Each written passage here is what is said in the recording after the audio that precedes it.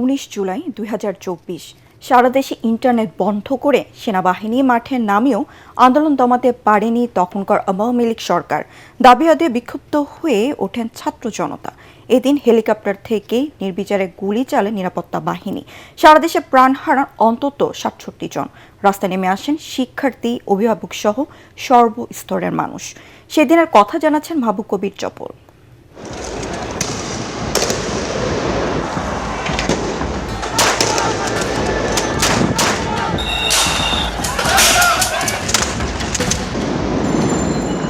জুলাই আন্দোলনের সবচেয়ে রক্তাক্ত দিন ছিল 19 জুলাই। এদিন রাজধানী পরিণত হয় যুদ্ধক্ষেত্রে, যেখানে খালি হাতে ছাত্র জনতা আর অস্ত্র হাতে সরকারি বাহিনী। ছাত্রদের কমপ্লিট শাটডাউনের দ্বিতীয় দিন আন্দোলন দমাতে আগ্রাসী হয়ে ওঠে তখনকার আওয়ামী লীগ সরকার। নিরাপত্তা বাহিনীর সাথে ব্যাপক সংঘর্ষ হয়। রণক্ষেত্রে পরিণত হয় রাজধানীর যাত্রাবাড়ি, উত্তরা, রামপুরা, মোহাম্মদপুর, মিরপুর সহ বিভিন্ন এলাকা। হেলিকপ্টার থেকে নির্বিচারে গুলি ছোড়া হয়।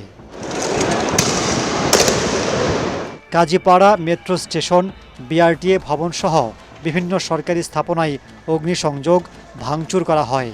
বন্ধ হয়ে যায় বিমানবন্দরের সব ফ্লাইট। উপায় নেই বলেই মানুষজন এইভাবে প্রতিবাদ করছে। সারা দেশে ইন্টারনেট বন্ধ করে ব্ল্যাক আউট করে দেয় সরকার। তারপরও রাজপথে অনড় থাকে ছাত্র জনতা। সংঘর্ষে সারা দেশে 67 জন নিহত হন, আহত হন হাজার হাজার। আঙ্গুলের ছোট্ট চাপে একজন মানুষের বুক পুড়িয়ে দেওয়া যায় না। যখন নেট শুরু করা হয় বা নেট বন্ধ করা হয়, বাধামূলক পদক্ষেপ যাতে শুধু শিক্ষা করতে না পারি। আমরা রাতে ঘুমাতাম না, আমরা দিনেই ঘুমাতাম, রাতভর আমরা বিভিন্ন কিছু পদক্ষেপ। সরকারের পক্ষ থেকে আলোচনার প্রস্তাব প্রত্যাখ্যান করে 9 দফা দাবি জানায় বৈষম্য বিরোধী ছাত্র আন্দোলন। তাদের কর্মসূচি নস্যাৎ করতে এদিন মধ্যরাতে আটক করা হয় সমন্বয়ক নাহিদ ইসলামকে।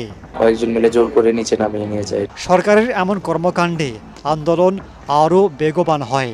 আন্দোলনে সমর্থন জানান বিএনপির মহাসচিব মির্জা ফখরুল ইসলাম আলমগীর। কমপ্লিট শাটডাউন কর্মসূচির প্রতি আমাদের অব্যাহত পূর্ণ সমর্থন আবারও ঘোষণা করছি। রাস্তায় নেমে আসেন শিক্ষার্থীদের অভিভাবকরা। আমরা আমাদের সন্তানদের পাশে দাঁড়িয়েছি। আইন শৃঙ্খলা বাহিনীর সাথে দফায় দফায় বৈঠক করেন তখনকার সরকার প্রধান শেখ হাসিনা। 19 জুলাই রাত 12টার পর কারফিউ জারি করা হয়। মাঠে নামিয়ে দেয়া হয় সেনাবাহিনীকে। যখন এই কারফিউ জারি করা হয় তখন আমি ভিতরে আসলাম, দলের সাথে যোগাযোগ করলাম। তখন বর্তমান রাষ্ট্রপতি সালাউদ্দিন আহমেদ তখন ইন্ডিয়ায় ছিল। আমি তার সাথে যোগাযোগ বলছিলাম যে এই আন্দোলনে যদি বিএনপি মাঠে না নামে তাহলে এই আন্দোলন ঠিকই এখানে কঠিন হবে। সালাউদ্দিন আহমেদ জুলাই আন্দোলনে অন্যতম শোকার্ত দিন ছিল 19 জুলাই, যা পরবর্তীতে শক্তিতে পরিণত করে সরকারের পতন ঘটিয়ে সফল হয় ছাত্র জনতা। মাহবুব কবির চপল, ATN বাংলা, ঢাকা।